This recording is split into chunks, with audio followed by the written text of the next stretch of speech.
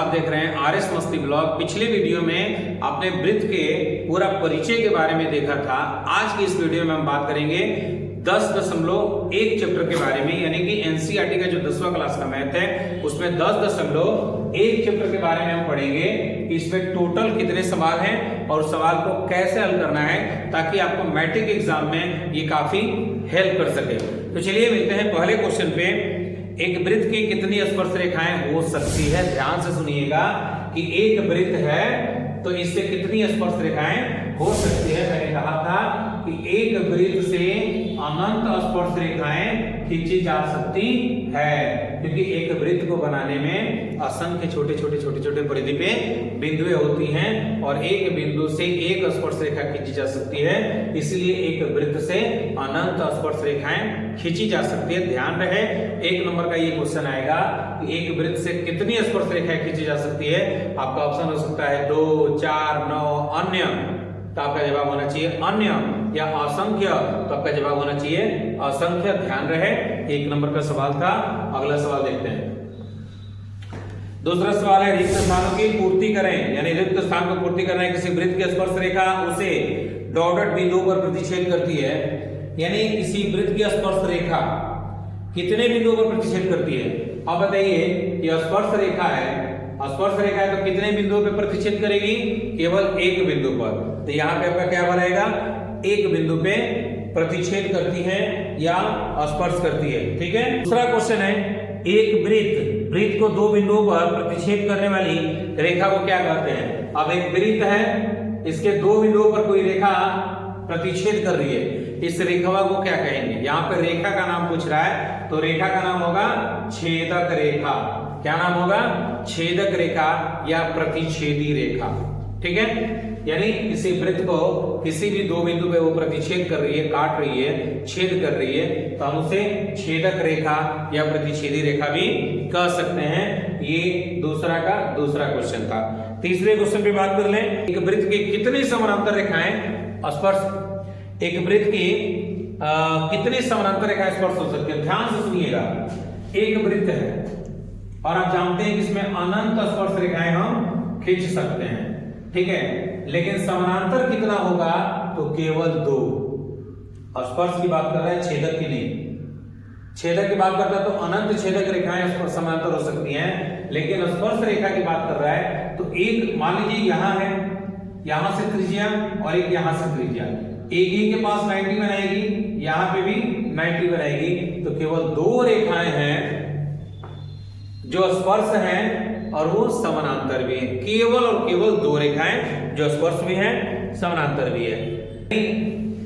ये स्पर्श कर रहा है तो इसका भी बिंदु है और रेखा का भी बिंदु है, तो इसे हम स्पर्श बिंदु कहते हैं। ये आपका 4 नंबर सवाल था। ठीक है, दूसरा का। अगला क्वेश्चन देखते हैं। 5 सेमी त्रिज्या वाले एक वृत्त के P बिंदु पर, सवाल को अच्छे से देखिए। 5 सेमी त्रिज्या वाले एक वृत्त के P बिंदु पर, यानी एक वृत्त है, इसकी त्रिज्या है 5। ठीक है, 5 सेमी त्रिज्या है कि बिंदु P पर स्पर्श PQ, P बिंदु पर PQ स्पर्श है, यानी यहाँ पे P मान लीजिए और यहाँ पे एक PQ, ऊपर Q ले लीजिए। PQ कोई स्पर्श रेखा है।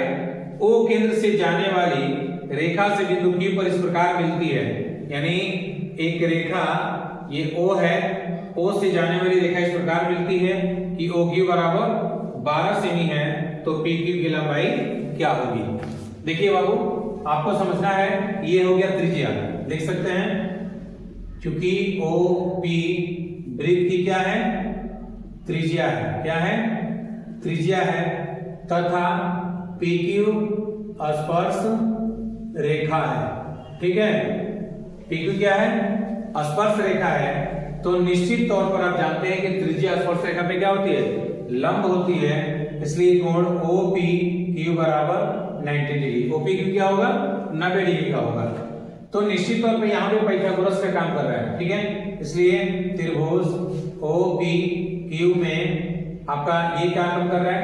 ये आपका 90 है। ठीक है, तो ये कर्ण हो गया। ठीक है, तो आप इसको कर्ण, इसको लंब, इसको आधार कुछ भी मान सकते हैं। ठीक है, तो आप निकाल सकते हैं PQ बराबर √OQ² माइनस OP स्क्वायर, ठीक है।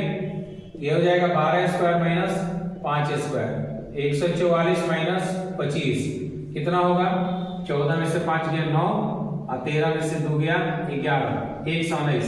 यानी इसका जो वैल्यू होगा रूट में 119 होगा, क्योंकि हम रूट से बाहर 119 को नहीं कर सकते, इसलिए हमारा जो वैल्यू होगा रूट में 119 होगा। इसमें ऑप्शन दिया हुआ है, डी में ऑप्शन दिया है रूट अंडर 119, जो कि आपका आंसर हो जाएगा, क्योंकि ऑप्शन मांगने वाला था। तो ऑप्शन वाला भी बिना सब हल किया सवाल को हल नहीं कर सकते, ठीक है, बिना हल के टिक नहीं मार सकते। अगला सवाल है, एक वृत्त खींचिए। चलिए इसको बिठा देते हैं पहले।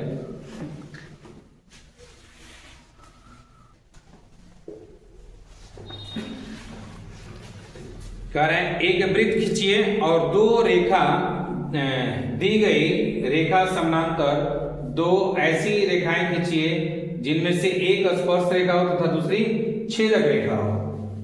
चलिए एक वृत्त खींचिए, आपको एक वृत्त खींचना है, एक वृत्त खींचना है, केंद्र कहीं ना कहीं होगा, खींचिए और दी गई रेखा के समानांतर, एक दी गई रेखा के समानांतर दो ऐसी रेखाएं खींचिए कि उनमें एक स्पर्श रेखा हो। चलिए यहां पे एक स्पर्श रेखा खींचते हैं, ठीक है, और एक छेदक रेखा हो, तो इसके समानांतर ही खींचना है, तो एक छेदक रेखा आपको ऐसे खींचना होगा।